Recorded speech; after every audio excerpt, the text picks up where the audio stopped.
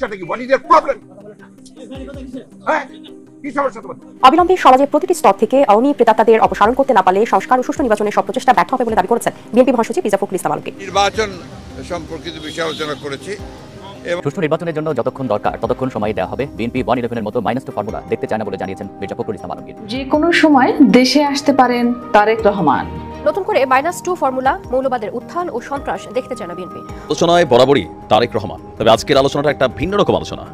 আসসালামু আলাইকুম সম্মানিত দর্শক শ্রোতা, আজকের এই ভিডিওটি অত্যন্ত গুরুত্বপূর্ণ। বিএনপির ভারপ্রাপ্ত চেয়ারম্যান তারেক রহমানের সকল পরিকল্পনা ইতিমধ্যেই ফাঁস হয়ে গেছে। দর্শক শ্রোতা, মহা বিপদে পড়তে চলেছেন তারেক রহমান। তারেক রহমান কঠিনভাবে ফেঁসে যাচ্ছে। এইদিকে রেগে গেছেন সেনাপ্রধান।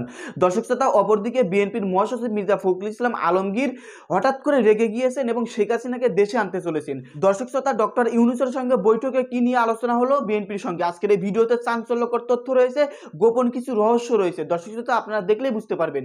তো বেশি কথা না বাড়িয়ে আমরা ভিডিও ক্লিপে চলে যাই, আপনারা ভিডিওটি দেখতে থাকুন। মনে হয় যে তারা আমাকে এখন যে, আচ্ছা তোমাদের সমস্যাটা কি? What is year problem? হ্যাঁ, কি সমস্যা তোমাদের? আরেকটা কথা বলবো, কিছু মনে করবেন না। সেটা হচ্ছে শুধু ওই নেতা, আমাদের মতো নেতাদের কথা শুনে দৌড়াবেন না। ভালো মন্দ বিচার করার কথা শিখবেন নিজেরা, কারণ আপনারা শিক্ষক। আপনাদেরকে প্রতি মুহূর্তে চিন্তা করতে হবে যে আমি আমার জাতিকে কি দিয়ে যাবো। আমার জাতিকে আমি তখনই দেবো যখন আমি একটা ছেলেকে সঠিকভাবে শিক্ষিত করে গড়ে তুলতে পারবো। প্রেসিডেন্ট জিয়া রহমান সাহেব অল্প দিন ছিলেন, তাই না? একেবারে অল্প দিন। এই অল্প দিনে 3.5 বছর 4 বছরে তার কাজ করার সুযোগ পেয়েছিলেন। এই 4 বছরে কিন্তু তিনি সাধারণ মানুষের কাছে, নতুন ছেলেরা তাকে চেনে না। যার নতুন প্রজন্ম কি বলছে, জেনজি, জেনজি নতুন প্রজন্মের ছেলে তাকে চেনে না, দেখেনি, জানে না তার কি গুণ ছিল তার। আমরা তাকে দেখেছি, এই মাত্র 3.5-4 বছর সময়ের মধ্যে কি আমূল পরিবর্তন তিনি নিয়ে এসেছিলেন। এবং শিক্ষা ব্যবস্থার জন্য কি কাজ তিনি শুরু করেছিলেন।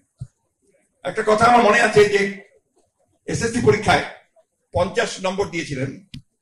এই 50 নম্বর থাকবে একটা ছেলে যদি একজন নিরক্ষর মানুষকে সাক্ষরতা দান করতে পারে, তাহলে থেকে 50 নম্বর দেওয়া। তিনি এটাকে ইন্ট্রোডিউস করেছিলেন। এগুলো হচ্ছে সুমূল প্রসারী চিন্তা। বেগম খালেদা জিয়া মেয়েদের জন্য প্রথম যে কাজটা শুরু করেছিলেন, আপনাদের মনে আছে কি না? উপবৃত্তি আরো পরে, প্রথমে ছিল শিক্ষার বিনিময়ে খাদ্য, মনে আছে? প্রাইমারি স্কুলে মেয়েটাকে পাঠালে সে খাদ্য পাবে। পরে সেটা উপবৃত্তি হয়েছে, বিনা বেতনে পড়াশোনার ব্যবস্থা হয়েছে, ক্লাস 12 পর্যন্ত করেছে ম্যাডাম, তাই না? এগুলো হচ্ছে মৌলিক কাজ জাতির জন্য। বন্ধুগণ, আমি এই কথাগুলো আজকে এই জন্য বলার সুযোগ নিচ্ছি যে আপনাদের সঙ্গে সবসময় আমার দেখা হওয়ার সুযোগ হবে, হয় না। আমরা মাঠে ঘাটে রাজনীতি করি, বালাই জিন্দাবাদ জিন্দাবাদ দেই, তাই না? এখানে আপনারা যারা আছেন সবাই অত্যন্ত সচেতন মানুষ সমাজে। আপনারাই নির্ধারণ করবেন যে মানুষটা কিভাবে তৈরি হবে, শিশুটা কিভাবে তৈরি হবে। আমি আমার ছোটবেলা আমার যারা শিক্ষক ছিলেন তাদেরকে আমি এখন ভুলতে পারি না। মনে হয় যে তারা আমাকে এখন যে, আচ্ছা তোমাদের সমস্যাটা কি? What is year problem? হ্যাঁ, কি সমস্যা তোমাদের? আরেকটা কথা আপনাদের আমি বলতে চাই, সেটা হচ্ছে যে আমাকে আমাদের সেলিম ভুঁইয়া সাহেব, উনি এখন অনেক বড় নেতা। আমাদের শুধু আপনাদের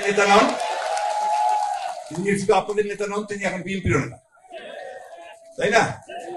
এখন উনি আমাদের একটা কাগজ করে দিয়েছেন যে ম্যাডামের একটা ঘোষণা ছিল চাকরি জাতীয়করণ করার জন্য। ম্যাডামের ঘোষণা তো সকলের জন্য ছিল ধার্য। আমাদের সরকারে আসতে হবে তো, নাকি? সরকারে কখন আসতে পারবেন? জনগণ যদি ভোট দিয়ে আপনাকে সরকারে পাঠায়, তাই না? ভোট দিবে কখন? যখন আপনি জনগণের কাছে প্রমাণিত হবেন যে আপনি যোগ্য এবং আপনি আগামী 5 বছর তাদেরকে সুষ্ঠুভাবে তার সেবা করবেন, তার কাজ করতে পারবেন, তাই না? সবখানে আমরা সেই সব শুনতে পাচ্ছি, পত্র পত্রিকায় বাইরে বিভিন্নভাবে সমালোচনা হচ্ছে না। এই সমালোচনা যেন না হয় তার কাজ করতে হবে। আমরা চাই না। আজকে আমি বলেছি যে যারা এই দুর্নীতি করে, যারা চাঁদাবাজি করে, জমি দখল করে, এরা বিএনপির লোক নয়, এরা দুর্বৃত্ত। আমরা দল থেকেও কিছু লোকের বিরুদ্ধে চেয়ারম্যান সাহেব ব্যবস্থা নিয়েছেন, তাই না? আমরা তাদের বিরুদ্ধে ব্যবস্থা নিয়ে থাকি। আর একটা কথা বলি, এটা একদম আমার নিজের কথা, দলের কথা না। শিক্ষকদেরকে দল কানা হলে চলবে না। দলকে শিক্ষকদেরকে দলীয় রাজনীতির একটু দূরে থাকতে হবে, তাহলে শিক্ষা প্রতিষ্ঠান থাকবে না। কথাটা আপনাদের ভালো লাগবে না আমি জানি, কারণ আওয়ামী লীগ যে অবস্থা তৈরি করে দিয়ে গেছে, সে একেবারে পিওন থেকে চাপড়া থেকে শুরু করে গভর্নিং বডির প্রেসিডেন্ট পর্যন্ত সে আওয়ামী লীগের চাকর বাকরতে ঢুকে দিয়ে গেছে, তাই না? সেখান থেকে বের করে আনতে হবে, তো বের করে নিয়ে এসে আলোচনায় বরাবরই তারেক রহমান, তবে আজকের আলোচনাটা একটা ভিন্ন রকম আলোচনা। ভিডিওর টাইটেল হেডলাইন দেখে আপনি যেমন চমকে গেছেন, আমিও চমকে গিয়েছিলাম যখন প্রতিবেদনটি আমাদের গণমাধ্যমে এসেছে। এই মুহূর্তে এই আওয়ামী লীগ সরকারের পতনের কৃতিত্ব কার সে নিয়ে যখন সোশ্যাল মিডিয়া প্ল্যাটফর্মে একে অন্যের সাথে হালকা হালকা কাদা চোরাচুরি হচ্ছে, এরই মাঝখানে গোপনে দীর্ঘদিন যাবৎ কিছু কাজ করছেন তারেক রহমান, যেটা সম্পর্কে খোদ বিএনপির নেতাকর্মীরা জানে না। এরকম হেডলাইনের বিষয়টা অনেকটা নেগেটিভ নিউজ মনে হলেও ভেতরের নিউজটা কিন্তু আসলে খুবই পজিটিভ একটা নিউজ। তো লম্বা একটা সময় ধরেই তো প্রায় আপনার কি বলা যায় 7 বছর ধরে দলের ভারপ্রাপ্ত চেয়ারম্যানের দায়িত্ব পালন করছেন তারেক রহমান। ফেসিবাদী সরকারের বিরুদ্ধে দলের আন্দোলন সংগ্রামে নেতৃত্ব দিয়েছেন। আর বিএনপির তারা দাবি করে থাকেন যে অরিজিনালি তারেক রহমান হচ্ছেন মূল মাস্টারমাইন্ড, আর এই মাস্টারমাইন্ড নিয়ে অন্যান্য বক্তব্য আছে। যাই হোক, এখন দিন শেষে আওয়ামী লীগ সরকার পতনের পর এই মুহূর্তে দলীয় কর্মকাণ্ড পরিচালনা এবং সরকারকে সহযোগিতা করতে বা বিএনপির মধ্যে যে ঝামেলাগুলো আছে বা বিভিন্ন জায়গায় যে বিচ্ছিন্ন ঘটনাগুলো ঘটছে সেগুলোকে যেমন শক্ত হাতে দমন করছেন, এর পাশাপাশি গেল বন্যা এর আগে দীর্ঘ প্রায় 1 যুগের কাছাকাছি এমন কিছু কাজ করেছেন যেটা প্রকাশ্যে আসেনি, আর যেটা তিনিও সামনে আনতে চান না, কারণ তিনি চান এই কাজগুলো গোপনে থাকুক। ডিফারেন্ট একটা নিউজ, আমিও একটা আশ্চর্য। আমাদের পলিটিশিয়ানরা একটা পলিথিন দিয়ে 1 পোটলা মাল দিতে গেলে 20 জন মানুষ ধরে নিতে ধরে। তো সেইখানে গণমাধ্যম দাবি করছে ভিন্ন কথা। অবশ্য ক্ষমতায় আসার আগে আমাদের গণমাধ্যমগুলো এরকমই লিখে, আবার ঘটনা সত্য হতে পারে। যাই হোক, তো কি হচ্ছে মূল ঘটনা, যে আপনার দলীয় নেতাকর্মীদের বাইরে সাধারণ অসহায় মানুষদের জন্য নানা ধরনের সেবা কার্যক্রম তিনি চালিয়ে যাচ্ছেন। বিদেশে অবস্থান করলেও এসব কর্মকাণ্ড তিনি নিজেই পৃষ্ঠপোষকতা করেন আর তদারকিও করেন। তারেক রহমানের ঘনিষ্ঠ সূত্র বলছে হিউজ পরিমাণ তিনি দান করেন, নেতাকর্মীদের জন্য অনেক দান করেন, পাশাপাশি যারা সমাজের গরিব মানুষ আছে তাদের জন্য তিনি গোপনে এই সকল কর্মকাণ্ড চালিয়ে যাচ্ছেন। তো কেন আসলে প্রকাশ করে না? পলিটিশিয়ানরা তো প্রকাশেই ব্যস্ত। তো বক্তব্য আসছে আত্মতৃপ্তির জন্যই তিনি এসব কাজ করে গেছেন বা এখনো যাচ্ছেন। অসহায় অনেক পরিবারের পুরো দায়িত্ব নিয়ে রেখেছে তারেক রহমান। তার তত্ত্বাবধানে পরিচালিত হয় বাংলাদেশের অনেক মাদ্রাসা এবং হাসপাতাল। নিজ উদ্যোগেই এগুলোর খরচও বহন করেন তিনি। বিএনপির স্থানীয় নেতাকর্মীদের অনেকে জানে না যে তাদের এলাকার এই মাদ্রাসাটা বা এই হাসপাতালটা নাকি তারেক রহমানই পরিচালনা করছেন বা অর্থনৈতিক যোগানদাতা। বিএনপির পাশাপাশি এই সকল কর্মকাণ্ডে জিয়াউর রহমান ফাউন্ডেশন এবং আমরা বিএনপি পরিবার নামক সংস্থার মাধ্যমে এই কার্যক্রমগুলো পরিচালিত হচ্ছে। প্রথমে বৃদ্ধ এবং এতিম এমন 25টি পরিবারের দায়িত্ব নিয়ে রেখেছেন তারেক রহমান, আর এখন এই পরিবারের সংখ্যা ছাড়িয়ে গেছে 1300। খুবই আশ্চর্যজনক ইস্যু। এর মাঝখানে এভিডেন্সও নিয়ে আসছে। একটা পরিবার বগুড়ার গাবতলীতে থাকে, পরিবারের কর্তা পেশায় গ্রাম্য ডাক্তার ছিলেন। হার্ট অ্যাটাকে মারা যাওয়ার পর এক ছেলে এক মেয়ে ছিল। বিষয়টি তারেক রহমান জেনে নিজেই তাদের লেখাপড়ার দায়িত্ব নিয়েছেন। দায়িত্ব নেওয়া শিক্ষার্থীদের 14 জনের মতন এখন চিকিৎসক হয়ে তারা এখন বিভিন্ন জায়গায় চিকিৎসা দিয়ে যাচ্ছেন। এভাবেই মানে বিশাল হিস্ট্রি। আমি আশ্চর্য হয়েছি। যেমন আমরা যদি একটা মাদ্রাসার কথা এখানে উদাহরণ হিসেবে আনি, বলা হচ্ছে বগুড়ার গাবতলী থানায় লাঠিগঞ্জের 3 মাথার মোড়ে এতিমদের জন্য একটা মাদ্রাসা আছে। এই মাদ্রাসায় পড়া প্রায় সব শিক্ষার্থীর দৃষ্টিশক্তি নেই বা আংশিক আছে। এই মাদ্রাসার প্রধান শিক্ষক অন্ধ। তার উদ্যোগেই এই মাদ্রাসাটা তিনি করেছিলেন। 2011 সালে যখন এই মাদ্রাসার কথা তারেক রহমান জানতে পারেন, তখন তিনি এই মাদ্রাসার পরিচালনার দায়িত্ব নেন এবং তখন থেকে এই পর্যন্ত আপনার এই মাদ্রাসার সকল খরচ তিনি বহন করে যাচ্ছেন। 2017 সালের দিকে মাদ্রাসা একটি চক্ষু ক্যাম্পেরও তিনি আয়োজন করেছিলেন। তো বোঝাই যাচ্ছে অনেক জায়গায় অনেক কাজ, ইভেন এভিডেন্স সহ সামনে আসছে। সারা দেশে 144টি পরিবারকে প্রতি মাসে আলাদা ভাতা দিচ্ছেন তারেক রহমান। 1500 টাকা থেকে শুরু করে 7500 টাকা পর্যন্ত সহযোগিতা দেওয়া হয়। আর এছাড়া গুম খুন হওয়া ব্যক্তিদের পরিবারগুলোর মধ্যেও নানান ধরনের সহযোগিতা তিনি পালন করেন। তো খারাপ না, উদ্যোগগুলো ভালোই। এর পাশাপাশি দলীয় নেতাকর্মীদের জন্য তার যেই অবদান, লক্ষ্মীপুরের কমলনগরে যুবদল নেতা ফেরদৌসকে পুলিশ ধরে নিয়ে নির্যাতন করার 15 দিন পর তিনি কারাগারে মারা গিয়েছিলেন। নিহত ওই যুবদল নেতার পরিবারের পাশে দাঁড়িয়েছিলেন তারেক রহমান। উপহার হিসাবে 1 খণ্ড জমি কিনে ঘর নির্মাণ করে দিয়েছেন। ঘর এবং জমি পেয়ে খুশি নিহতের স্ত্রী জেসমিন আক্তার। 2 সন্তানকে নিয়ে এখন তারা মোটামুটি কোনো রকমে চলছে, খারাপ না। কিন্তু দীর্ঘদিন যাবৎ এই বিষয়গুলো গোপন থাকলেও ফাইনালি তিনি ধরা খেয়ে গেছেন। বিএনপির খুবই আভ্যন্তরীণ সূত্র থেকে এই তথ্যগুলো প্রকাশ করে দিয়েছে যে দেখেন তারেক রহমান তলে তলে আসলে কি কর্মকাণ্ড চালায়, যেটা সম্পর্কে ওই যে বললাম না, স্থানীয় বিএনপি নেতারা জানা তাদের মাদ্রাসা বা স্থানীয় কোনো একটা হাসপাতালে তারেক রহমানই অর্থায়ন করে এগুলো চালাচ্ছে। তবে ওই যে এই কথাগুলো শুনে যেটা মনে হলো আর কি, যে দান এমনভাবে করা উচিত এক হাতে করলে আরেক হাতে টের যেন না পায়, খারাপ না। পলিটিশিয়ানদের মধ্যে এই ধরনের গুণাগুণ থাকা ভালো। তবে এই খবরগুলো আমাদের গণমাধ্যমগুলোর একটা রোগ আছে কি, যখন দেখে কোনো ব্যক্তি ক্ষমতায় আসে তখন তার এরকম ভালো খারাপ অনেক কাজের খবরই প্রকাশ হয়, আর যখন ক্ষমতায় থেকে সরে যায় তার নিয়ে কথাই বন্ধ হয়ে যায়। এই খবরগুলো ভালো খবর সবসময় প্রকাশ করা উচিত। ভালোটা ভালোই, যেই দলের মানুষই করুক, ভালো কাজকে সাপোর্ট করতে হবে। প্রধান হচ্ছে আমরা নির্বাচন সম্পর্কিত বিষয় আলোচনা করেছি এবং নির্বাচনের সংস্কার বিভাগ কমিশন এবং আপনার নির্বাচন ব্যবস্থার সংস্কার সব কিছুগুলোই আমরা আপনার তুলে ধরেছি এবং আমাদের যে মতামত সেটা আমরা দিয়ে এসেছি। আমরা বলেছি যে নির্বাচন কমিশনার নিয়োগ আইন স্থগিত করে প্রধান রাজনৈতিক দলসমূহ ঐক্যমতের ভিত্তিতে অনতিবিলম্বে নির্বাচন কমিশন গঠন করতে হবে এবং আমরা একটা রোড ম্যাপ দিতে বলেছি। নির্বাচন কমিশন কবে নির্বাচন হবে সেই বিষয়ে আমরা একটা রোড ম্যাপ দিতে বলেছি। আমরা এনআইডি কার্ড যেটা আপনার স্বরাষ্ট্র মন্ত্রণালয়ে স্থান করার কথা আইন করা হয়েছিল সেটাকে অর্ডিন্যান্স জারির মধ্যে বাতিল করতে বলেছি। আমরা বিতর্কিত কোনো ব্যক্তি যেন কখনো এই নির্বাচন সংস্কার কমিটিতে না যায় সেই কথা আমরা বলেছি। আমরা বলেছি যে ফ্যাসিস্ট সরকারের সময় প্রতারণা সাজানো ভুয়া ভোটের মাধ্যমে গঠিত সকল ইউনিয়ন পরিষদকে বাতিল করতে বলেছি এবং 14, 18, 24 সালে যে সকল নির্বাচন কমিশন ছিল তার প্রধান নির্বাচন কমিশনার এবং কমিশনার সহ তাদেরকে ভুয়া নির্বাচন, ব্যর্থ নির্বাচন, আপনার একটা পক্ষপাতদুষ্ট নির্বাচন করার অভিযোগে তাদেরকে আইনের আওতায় আনার কথা বলেছি। আমরা বিচারপতি খায়রুল হক, যিনি আমরা মনে করি যে নির্বাচন ব্যবস্থাকে ধ্বংস করার জন্য মূল হোতা, যিনি তত্ত্বাবধায়ক সরকার আইন বাতিল করার মূল নায়ক ছিলেন, তার বিরুদ্ধে আমরা আইনগত ব্যবস্থা নেওয়ার কথা বলেছি রাষ্ট্রদ্রোহিত অপরাধে। আমরা লক্ষ্য করেছি যে প্রশাসন থেকে প্রায় 2 মাস হতে চলেছে, আগামী 8 তারিখে 2 মাস হবে।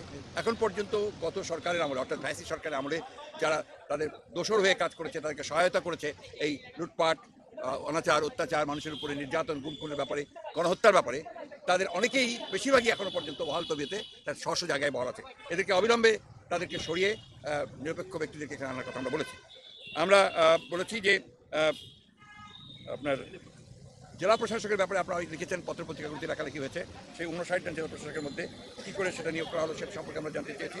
একই সঙ্গে যাদের বিরুদ্ধে অভিযোগ উঠেছে তাদেরকে নিয়োগ বাতিল করে দেওয়ার জন্য আমরা বলেছি। আমরা নতুন ফিট লিস্ট করার কথা বলেছি যোগ্য ব্যক্তিদের দিয়ে। আমরা চুক্তিভিত্তিক কিছু নিয়োগ বাতিল করার জন্য আমরা প্রস্তাব দিয়েছি। আমরা বিশেষ করে এই অন্তর্বর্তী সরকারের মধ্যেও 2-1 জন আছেন যারা অন্তর্বর্তী সরকার এবং আপনার যে গণঅভ্যুত্থান বিপ্লবের যে মূল স্পিরিট সেটাকে ব্যাহত করছে, তাদেরকে সরানোর কথা বলে এসেছি।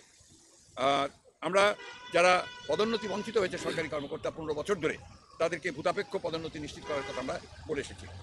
এই ছিল আমাদের আপনার মোটামুটি আপনার বক্তব্য, পয়েন্ট ভিত্তিক।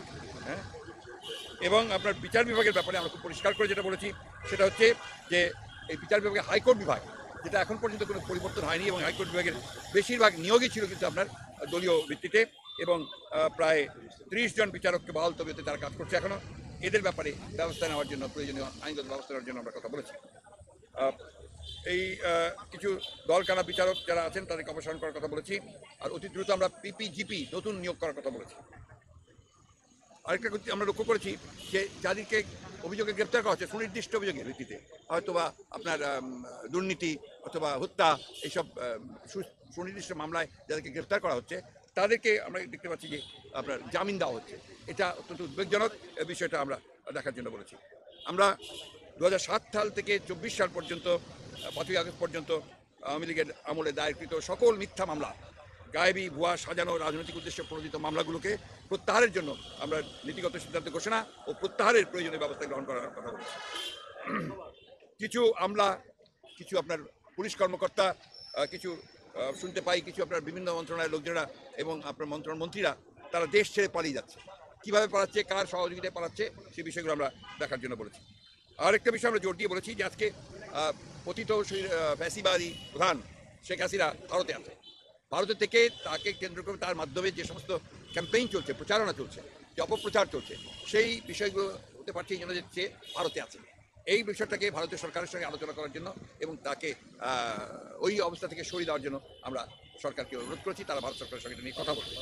সেই সঙ্গে পার্বত্য চট্টগ্রামে যে ধরনের অস্থিরতা সৃষ্টি করার চেষ্টা করা হচ্ছে সেটাও আমরা কিন্তু আপনার বলেছি যে পার্বত্য চট্টগ্রামের ব্যাপারটাকে আরও গভীরভাবে দেখে সেখানে কারা এই ঘটনাগুলোর সঙ্গে জড়িত তাদের বিরুদ্ধে ব্যবস্থা নেওয়ার জন্য আমরা কথা বলেছি। আরেকটি কথা আমি বলি যে আপনার গুম খুনের সঙ্গে যারা জড়িত তারা এখনও ধরাছোঁয়ার বাইরে, তাদেরকে খুব কম, একমাত্র জিয়াউল হাসান ছাড়া আর কাউকেই ধরা হয়নি। আমরা মনে করি যে অবিলম্বে, দাবি জানিয়েছি যে অবিলম্বে তাদের সকলে চিহ্নিত করে তাদেরকে গ্রেপ্তার করা হোক ও তাদের বিরুদ্ধে ব্যবস্থা নেওয়া হোক। এবং জাতিসংঘের একটি দল এসছে এখানে, কিন্তু দুর্ভাগ্যজনকভাবে সেই দলটিকে যারা এর সঙ্গে জড়িত আছেন এই বিভিন্ন ডিপার্টমেন্টের, তারা তাদেরকে সেইভাবে সহযোগিতা করছে না। তৃতীয়ত হচ্ছে যে আপনার সম্প্রতি দুর্গা পূজাকে কেন্দ্র করে, সহজ উৎসবকে কেন্দ্র করে আপনারা লক্ষ্য করেছেন যে সনাতনের কিছু মানুষ, সবাই না, কিছু মানুষ তারা কিন্তু অত্যন্ত পরিকল্পিতভাবে জনগণেরকে উস্কে দিচ্ছে বাংলাদেশের বিরুদ্ধে এবং তারা অপপ্রচার চালাচ্ছে। একটা যে হিন্দু কমিউনিটির উপরে এখানে অত্যাচার হচ্ছে, নির্যাতন হচ্ছে, এই ধরনের কথাবার্তা তারা বলতে যাচ্ছে, যেটা সর্বৈম এটা মিথ্যা। আমরা সবাই জানে, এটা আপনারা দেখছেন করছে। এটা হচ্ছে একটা সুদূর পরিকল্পনা তাদের, যে বাংলাদেশে আপনার মাইনরিটিকে নির্যাতন করা হচ্ছে, বাংলাদেশের বিরুদ্ধে এটা একটা ষড়যন্ত্র বলে আমরা মনে করি। এই কথাগুলো আমরা তাদেরকে অত্যন্ত গুরুত্ব সহকারে বিবেচনার জন্য বলেছি ও তার বিরুদ্ধে প্রয়োজনীয় ব্যবস্থা গ্রহণ করার জন্য বলেছি। নির্বাচন অনুষ্ঠান তাদের 1 নম্বর প্রায়োরিটি করা। সবকিছু অত্যন্ত সহৃদয়তার সঙ্গে তারা দেখছেন এবং তারা মনে করেন আমাদের দাবিগুলো হচ্ছে জনগণের দাবি। সম্মানিত দর্শক শ্রোতা, আপনারা বিস্তারিত ভিডিওতে দেখতে পারলেন তারেক রহমান লন্ডনে বসে কি পরিকল্পনা করেছে। দর্শক শ্রোতা, অবশেষে সকল পরিকল্পনা ফাঁস করে দিয়েছেন প্রবাসী নাইম ভাই। দর্শক শ্রোতা, তার আলোচনা আপনারা অনেকে পছন্দ করেন, আর তার যেসব আলোচনা করে সেই আলোচনাগুলো কোনো সময় ভিত্তিহীন হয় না। দর্শক শ্রোতা, অপরদিকে আজকে বিএনপির সঙ্গে ডক্টর ইউনূসের বৈঠক ছিল। সেই বৈঠক শেষে বিএনপির মহাসচিব মির্জা ফখরুল ইসলাম আলমগীর সকল কিছু বলে দিয়েছেন সেই বৈঠকে কি নিয়ে আলোচনা হয়েছে। অপরদিকে মহাসচিব মির্জা ফখরুল ইসলাম আলমগীর বাংলাদেশের রাজনীতি নিয়ে, সংস্কার বিষয় নিয়ে নানান ধরনের তথ্য দিয়েছেন এদেশের জনগণকে। দর্শক শ্রোতা, সবশেষে একটা কথাই বলবো, তারেক রহমান লন্ডনে বসে যেসব পরিকল্পনা করেছিল সমস্ত পরিকল্পনা ভেস্তে যাচ্ছে। দর্শক শ্রোতা, মহা বিপদে পড়তে চলেছেন বিএনপি দল এবং তারেক রহমান। এদিকে সেনাপ্রধান অ্যাকশনে যেতে চলেছেন। আজকের এই ভিডিওতে গুরুত্বপূর্ণ ইনফরমেশন ছিল। এই সম্পর্কে যদি আপনারা কিছু বলতে চান ভিডিওর কমেন্ট বক্সে অবশ্যই জানিয়ে দিবেন। ধন্যবাদ আজকের এই ভিডিওর সঙ্গে থাকার জন্য।